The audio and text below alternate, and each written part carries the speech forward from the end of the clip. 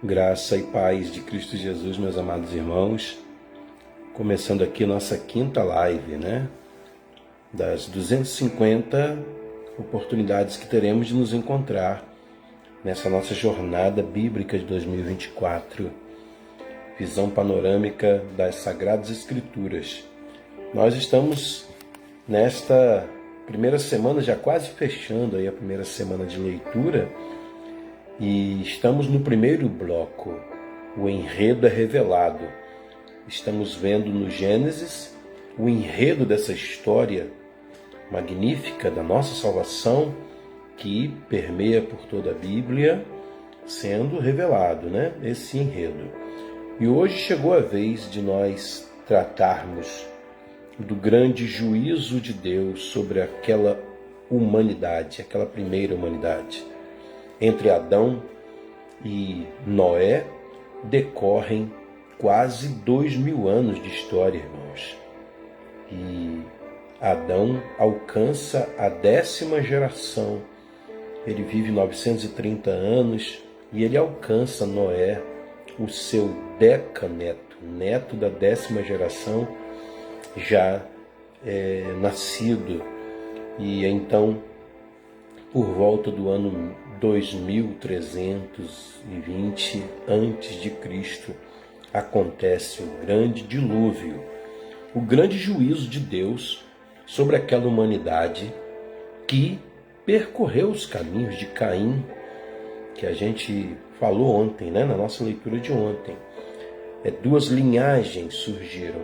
A de Caim foi se pervertendo e corrompendo cada vez mais. A de Sete manteve-se fiel a Deus. E é dessa linhagem de Sete que descende Noé, um homem fiel a Deus. Mas no tempo dele, a sociedade, a humanidade estava tão corrompida que somente ele permanecia fiel. E o risco era tão grande do mundo se corromper de uma vez, o que seria a vitória de Satanás, que Deus então resolve recomeçar. Então essa é a história da nossa leitura de hoje, Gênesis capítulo 7. Quero saudar nossas queridas irmãs chegadas aí, irmã Shirley, irmã Salvadora Rosa, irmã Dolmares, irmã Valquíria. Sejam bem-vindas, minhas irmãs amadas. Irmã Fabiana Campista, Deus as abençoe. Algumas aí já se preparando para amanhã, a viagem ali da MCM, E outras aí animadas para a nossa marcha amanhã, às 2h30 da tarde, em nome de Jesus. Vamos então, meus irmãos, nosso fundo musical hoje, Peso da Glória, com o meu xará Cícero Euclides ao piano aqui, para esse fundo musical aí de oração, tá?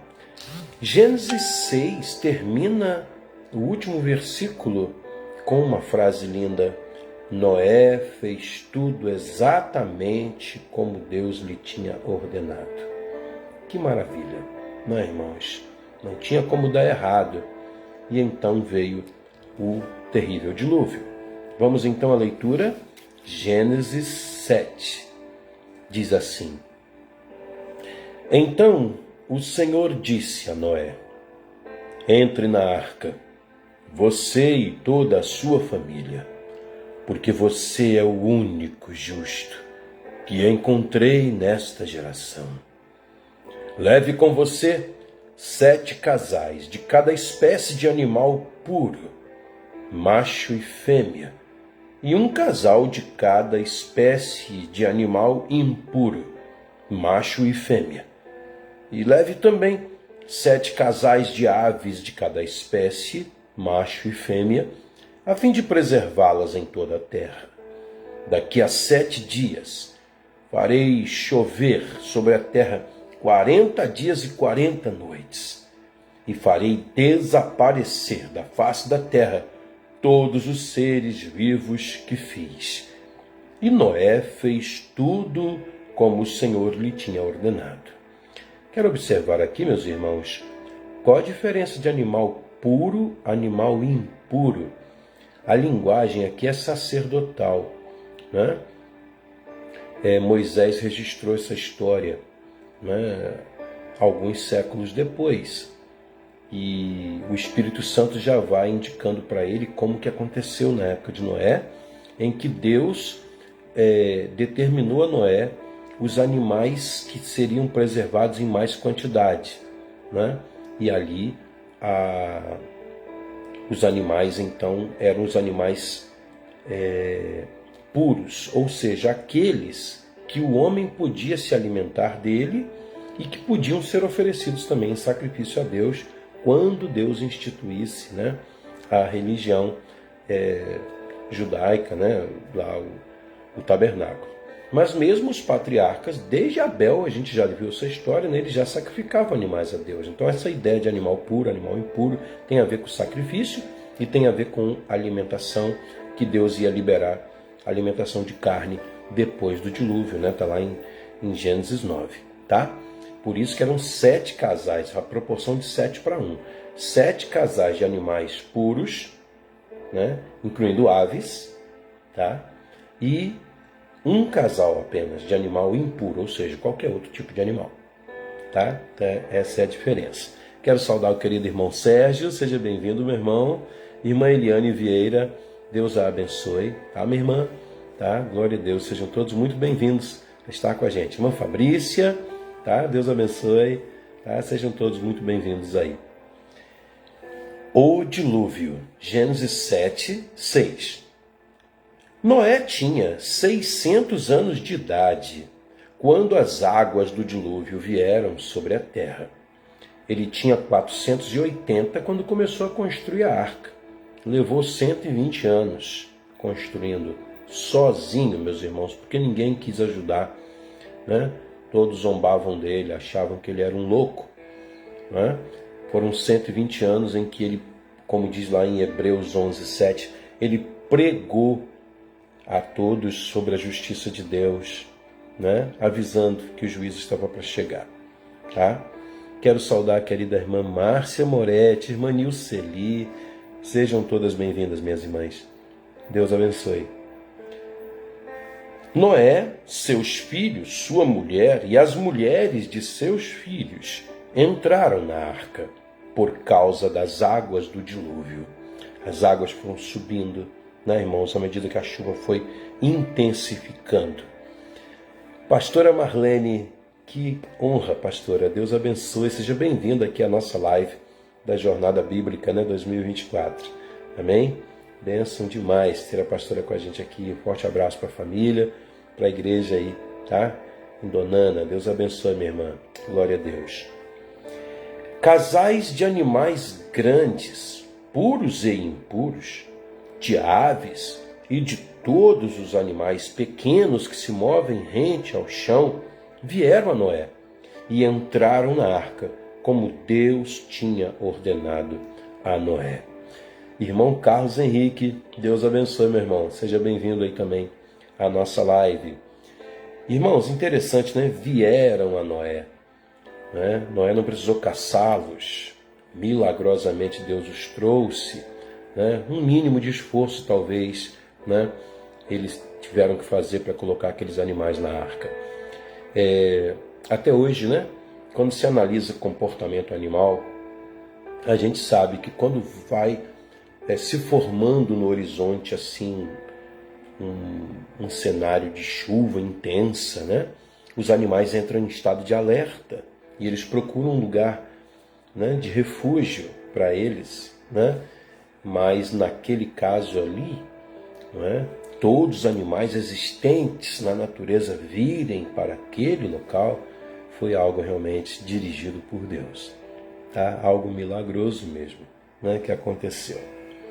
Talvez nem tenham vindo animais assim muito adultos, talvez tenham vindo mais animais filhotes ou bem novos ainda.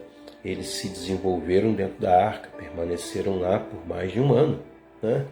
Então, eles se desenvolveram lá. Também é possível que isso tenha acontecido. Versículo 10. E depois dos 7 dias que Deus tinha falado, as águas do dilúvio vieram sobre a terra. No dia em que Noé completou 600 anos, 1 mês e 17 dias, nesse mesmo dia, todas as fontes das grandes profundezas jorraram, e as comportas do céu se abriram, e a chuva caiu sobre a terra 40 dias e 40 noites. Meus irmãos, aqui a gente tem que fazer um link lá com Gênesis 2. Lembra que a gente leu lá que não tinha chovido sobre a terra porque um vapor de água subia, né, de debaixo da terra e regava os campos, regava os jardins? Então, nesse momento, tudo isso aflora. A água que Deus reservou debaixo da terra, em câmaras, né, subterrâneas, para regar a vegetação. A capa de água que havia em volta do planeta, né, envolvendo tudo, que é aquela tal água acima do firmamento, lá de Gênesis 1, né, tudo isso despencou, meus irmãos. Abriu-se as comportas do céu significa isso, que essa camada de água despencou, foi atraída pela força da terra, né? E um grande terremoto sacudiu a terra, rachou a terra no meio, né? De tal forma que essas águas que estavam presas sob alta pressão lá no fundo da terra explodiu, né, para cima e despencou em forma de chuva. Isso tudo durou 40 dias e 40 noites. E as águas, então, só subiram. Tá? Isso que eu estou aqui trazendo para os irmãos, né, é a explicação que eu ouvi certa vez de um físico, né, um astrofísico da NASA, cristão, né, que explicou isso com base nas evidências, né, que a ciência já conseguiu identificar. O nosso planeta, ele apresenta, meus irmãos, 17 configurações que não são originais dele. Surgiram depois desse grande cataclismo. Então o dilúvio foi um grande juízo, né, de Deus sobre a humanidade, e a afetada foi a natureza, né? O nosso planeta não foi mais o mesmo depois desse grande dilúvio. Muita coisa mudou, né? Inclusive acredita-se, ao contrário do que se estuda na escola, os irmãos sabem que o que se estuda na escola é muito politizado, né? Mas foi nessa ocasião que surgiu a divisão da Terra em continentes, né? As grandes fossas oceânicas, paralelo com as grandes cadeias de montanhas. Tudo isso foi nessa época que surgiu, nesse grande ano do dilúvio. Tá? É por isso que não teve nenhum sobrevivente, irmãos, tanto de homens, de seres humanos, como de animais, e até mesmo de plantas. Tudo sucumbiu, tudo. Tá? Durante muito tempo se questionou se esse dilúvio foi universal, ou seja, atingiu o planeta todo, ou só aquela região lá. Mas grandes provas arqueológicas, que no tempo que não permite a gente detalhar, já deram conta de que o dilúvio realmente foi no planeta inteiro. Tá? Só para citar uma prova arqueológica para os irmãos, todos os povos primitivos dos continentes do mundo inteiro, aqui da América, lá da Ásia, da Europa, da África, né? Todos têm algum tipo de lenda, mito, algum conto antigo, tradicional, que passou de geração em geração, falando de um grande dilúvio, tá? Onde poucos sobreviveram. Para os irmãos terem ideia, lá na China, extremo oriente do mundo, até hoje, a palavra chuva, tá? Os irmãos sabem que a língua chinesa ela é feita de ideogramas, ou seja, desenhos que representam, né, palavras. A palavra chuva, lá nos ideogramas do chinês antigo, né, é um número 8, tá? Uma boca desenhada e um barco. Então a palavra chuva no chinês tradicional é 8 pessoas num barco. É a palavra chuva para eles lá. Então, Isso tudo prova que o dilúvio bíblico foi um fato histórico mesmo acontecido, ao contrário do que muitos céticos, né, querem tentar propor aí, né? Quero saudar a querida irmã Alda, irmão Grailson, irmão Adriano, irmã Simone Nascimento, e o Carlos também está aí junto assistindo, né? Deus abençoe a vida dos amados, tá? Sejam todos muito bem-vindos. Estamos aqui em Gênesis capítulo 7, versículo 13 agora, tá? Naquele mesmo dia que começou a chuva, né? Noé e seus filhos, Sem, Cã e Jafé, com sua mulher e com as mulheres de seus 3 filhos, entraram na arca. Com eles entraram todos os animais, de acordo com as suas espécies. Todos os animais selvagens, todos os rebanhos domésticos. Então, por aí, os irmãos podem imaginar, animais selvagens, os que vivem na selva, né? Leões, né? Elefantes, rinocerontes, né? E tal. Animais, rebanhos domésticos, né? Bois, cabras, né? Porcos, né? Animais domésticos, rebanhos domésticos. Todos os demais seres vivos que se movem rente ao chão. Então aí você tem crocodilos, lagartos, né? Cobras, né? E diversos tipos, todos os répteis. E todas as criaturas que têm asa, né? Tem mamífero que tem asa, como por exemplo o morcego, né? Todas as aves e todos os outros animais que voam.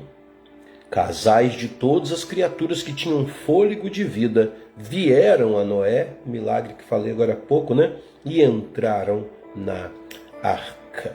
Amém?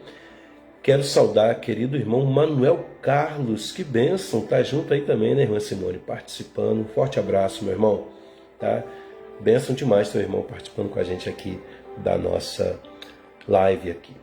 Tá, doutora Kelly, seja bem-vinda também, minha irmã, tá? Seja bem-vinda participando aí da nossa live, tá? Pastor Ricardo, né? Deus possa abençoar fortemente a vida dos irmãos aí. Versículo 16. Os animais que entraram foram um macho e uma fêmea de cada ser vivo, conforme Deus ordenara a Noé. Lembrando que dos animais puros, né? Entraram 7 casais.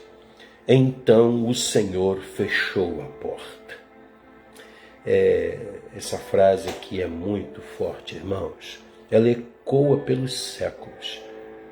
A igreja hoje é a grande arca de Deus, sabiam? O povo de Deus é a grande arca de Deus hoje.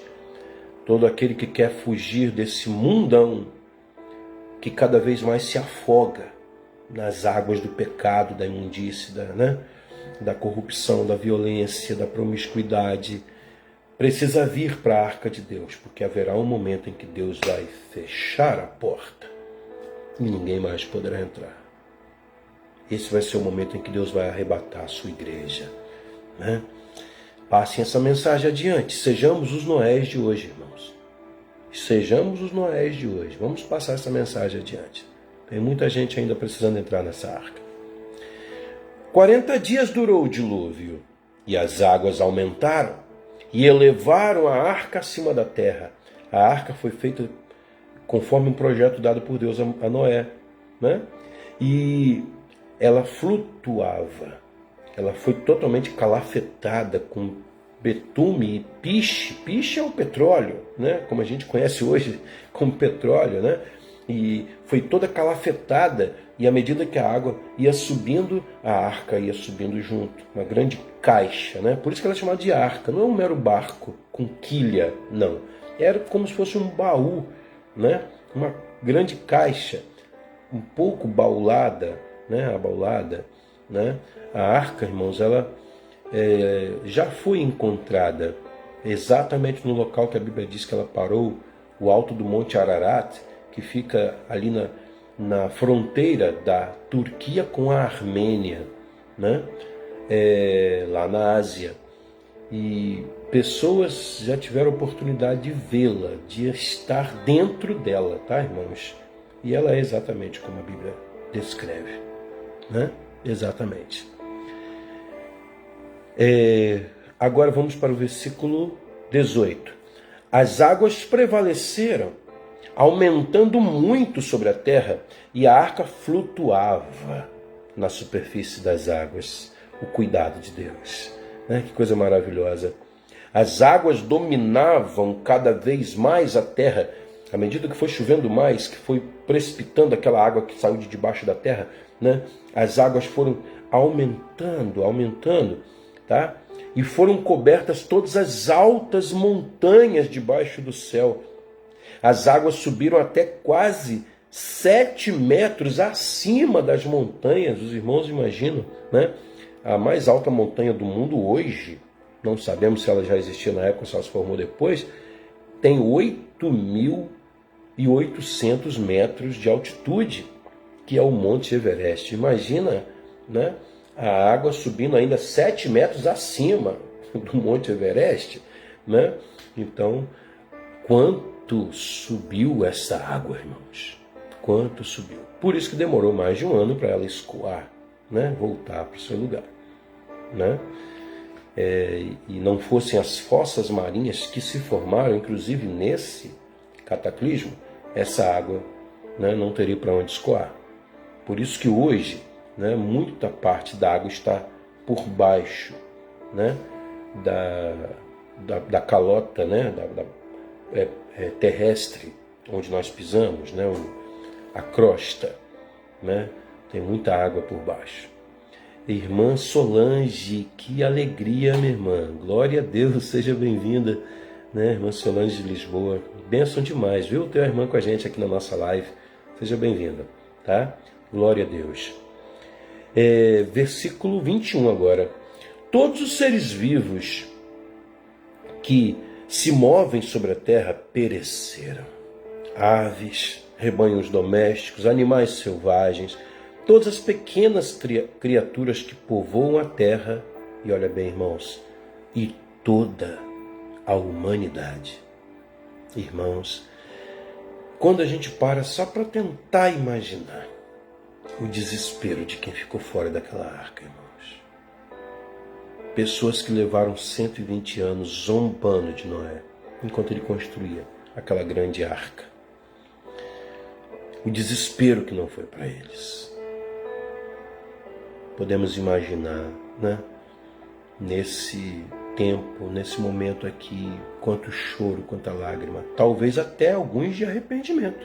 Sim, né? Talvez sem nem saber chamar Deus por um nome. A gente sabe que o nome do Senhor começou a ser invocado muito tempo antes, já com o neto de Adão, Enos, né? Foi nessa época que começou-se a invocar o nome do Senhor, né? Gênesis 4:26.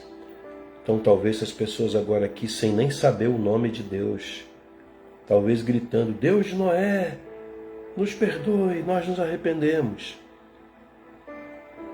Talvez, né, a gente hoje usa esse termo salvação, talvez tenham morrido com a salvação, mas não puderam se salvar fisicamente. Apenas aqueles 8 que foram fiéis, tá, irmãos? A gente tem que aplaudir esses 8 porque eles foram fiéis. Podiam ter desistido também. O próprio Noé podia ter desistido, irmãos. Mas ele perseverou. Né? Herói da fé. Por isso está lá o nome dele lá em Hebreus 11, né? Herói da fé. Né? Continuando o versículo 22 agora. Tudo que havia em terra seca e tinha nas narinas o fôlego de vida, morreu. Que frase, né, irmãos? Todos os seres vivos foram exterminados da face da terra. A narrativa faz questão de deixar isso claro. Tanto os homens, né, os seres humanos, como os animais grandes, os animais pequenos que se movem rente ao chão, e as aves do céu foram exterminados da terra. Só restaram Noé e aqueles que com ele estavam na arca. E as águas prevaleceram sobre a terra 150 dias. 40 chovendo, mais 150 que a água ficou parada depois que a chuva passou, né? Então, só aí já se vão mais de 6 meses. Aí a água começou a escoar, mais uns 6 meses. Aí então, é que eles puderam sair, com a ordem de Deus, né? Quem tem perseverança nunca desiste. Muitas vezes desistimos e por isso não recebemos algumas bênçãos que Deus tem para a nossa vida. É verdade, irmão Grailson, é verdade. A de Noé foi a própria sobrevivência, né? A grande bênção que ele recebeu por ser perseverante, né? Daqui por diante, meus irmãos, a gente pode esperar, viu? A gente pode esperar que só vai sobreviver mesmo quem perseverar. E daqui por diante vai ficar cada vez mais difícil. Hoje, meus irmãos, a gente vai conhecer a gente vai, né, ter uma reflexão que os autores aqui da nossa Bíblia, né, estudo facilitado que nós estamos usando aqui, tá?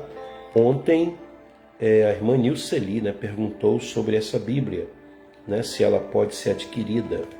Eu não tenho informações se ela continua sendo publicada, né, mas é possível que ainda possa ser comprada, né, em livrarias tanto físicas como digitais, livrarias pela internet, né, como a Amazon, por exemplo. Bíblia de estudo facilitado, para quem quiser aí de repente adquirir, é da editora Mundo Cristão, tá? Com notas de estudo de Philip Yancey e Tim Stafford, né? 2 jornalistas cristãos lá dos Estados Unidos. Irmãos, vale a pena, a Bíblia é excelente, tá? As reflexões são muito dinâmicas, né? Como, por exemplo, essa aqui. O nome da reflexão de hoje é Debaixo d'Água, um julgamento final e uma segunda chance. Interessante que até hoje a gente usa essa expressão, debaixo d'água. Ih, fulano está debaixo d'água, né, com essa situação que está vivendo. Né? A gente até hoje usa essa expressão, né, irmãos? Né, porque realmente remete àquilo que aconteceu lá no dilúvio. Capítulo 7, verso 4. Daqui a 7 dias farei chover sobre a terra 40 dias e 40 noites, e farei desaparecer da face da terra todos os seres vivos que fiz. Esse foi o juízo de Deus. Dizem-nos aqui, então, Yancey e Stafford. A espiral de violência e rebeldia prossegue até Deus finalmente chegar a uma decisão. Gênesis 6 registra aquela que é, certamente, a frase mais pungente já escrita, mais grave. E diz assim: então o Senhor arrependeu-se de ter feito o homem sobre a terra, e isso cortou-lhe o coração. O arrepender-se aqui, irmãos, é bom deixar bem claro aqui, não é fiz uma besteira, para que eu fui fazer isso? Não. Com Deus não existe isso. É a tristeza de ver aquilo que ele já sabia que ia acontecer. Mas a tristeza de ver acontecer, né? E o arrependimento aqui é uma mudança, tá, de rota, não uma mudança de caráter. Tiago 1,17 diz que em Deus não há mudança nem sombra de variação. Em Deus, no caráter dele, mas nos planos dele há mudanças que são motivadas pelas nossas, né, seres humanos, inconsistências. Tá? Daí a palavra arrependimento. Lá em Jonas, capítulo 3, versículo 10, acontece um arrependimento às avessas. Por quê? Deus iria destruir Nínive, resolveu não destruir mais porque o povo se arrependeu, né? Então Deus se arrependeu de destruir Nínive, ou seja, Deus mudou seus planos. Ele já sabia que isso ia acontecer, ele antevê as coisas, tá? A narrativa aqui se vale de uma palavra que a gente consiga entender melhor, né? Mudança de plano. É o que a gente pode entender essa palavra arrepender-se aqui. Continuando aqui com o texto de Stafford e Yancey. Parece claro que a grande experiência humana falhou. Deus, que sentiu tanto orgulho de sua criação, lembra, irmãos? E viu Deus tudo que tinha feito e era muito bom, né? Agora ele está prestes a destruí-la. Quase 2000 anos depois, né? Ele já não consegue tolerar a violência que se espalhou por todo o mundo. Irmãos, Deus tem sentimentos, assim como nós, né? E tem coisas que ele vai tolerando, mas tem hora que não tolera mais, assim como nós também, tá? Nós somos imagens e semelhanças de Deus, então o que acontece com a gente acontece com ele também, né? Existem lendas, dizem aqui Stafford e Yancey, de uma grande inundação nos registros de muitas culturas. Falei sobre isso agora há pouco, né? Oriente Médio, Ásia, América do Sul. Um documento babilônico, em particular, a Epopeia de Gilgamesh, possui diversos paralelos com a narrativa registrada nesse capítulo, Gênesis 7. Gênesis, porém, apresenta o dilúvio como ato de Deus contra o povo rebelde. Não apenas um acidente geográfico, um cataclisma climático, não. As águas agitadas aqui, descritas, simbolizam a profundidade da decadência humana. Torrentes de água varreram aldeias e cidades, florestas e desertos, destruindo todos os seres vivos e objetos criados pelo homem. Irmãos, há um salmo que foi escrito pelo rei Davi, e este salmo, ele reflete o que foi o dilúvio. É o Salmo 29, tá? O Salmo 29, Salmo de Davi. Permitam os irmãos que eu leia rapidamente, é um salmo pequeno, que diz assim: atribuam ao Senhor, ó seres celestiais, atribuam ao Senhor glória e força. Atribuam ao Senhor a glória que o seu nome merece. Adorem o Senhor no esplendor do seu santuário. A voz do Senhor ressoa sobre as águas. Olha bem, irmãos, aqui o Espírito Santo faz Davi. Davi viveu,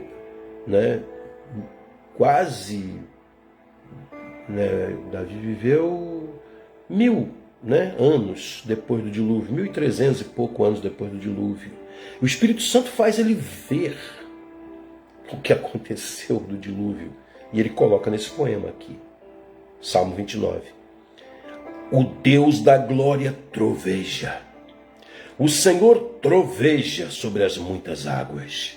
A voz do Senhor é poderosa. A voz do Senhor é majestosa. A voz do Senhor quebra os cedros.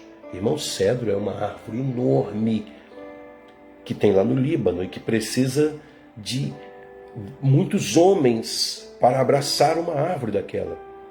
E quebra simplesmente. O Senhor despedaça os cedros do Líbano. Ele faz o Líbano, uma floresta, saltar como um bezerro. Irmãos, aqui passa a ideia de um grande terremoto que varre por baixo e faz a floresta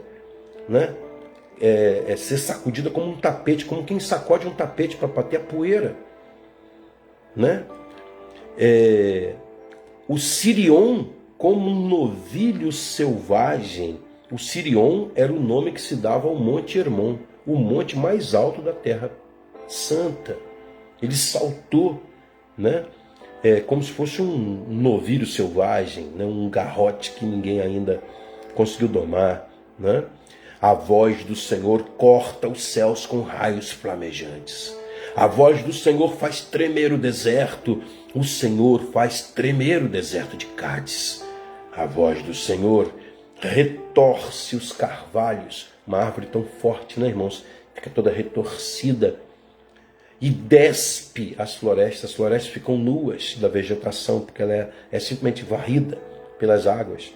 O que aconteceu no dilúvio? E no seu templo todos clamam. Aqui Davi vê os anjos lá no céu clamando: glória! Pelo juízo de Deus. O Senhor assentou-se soberano sobre o dilúvio. O Senhor reina soberano para sempre. O Senhor dá força ao seu povo, através de Noé e sua família, né, irmãos? O Senhor dá ao seu povo a bênção da paz. Noé e sua família, a partir de quem vieram todos os outros povos, inclusive nós, inclusive o povo de Deus escolhido, Israel, eles estavam em paz dentro daquela arca. Este salmo foi composto para homenagear Deus pelo dilúvio, pelo que ele fez no dilúvio.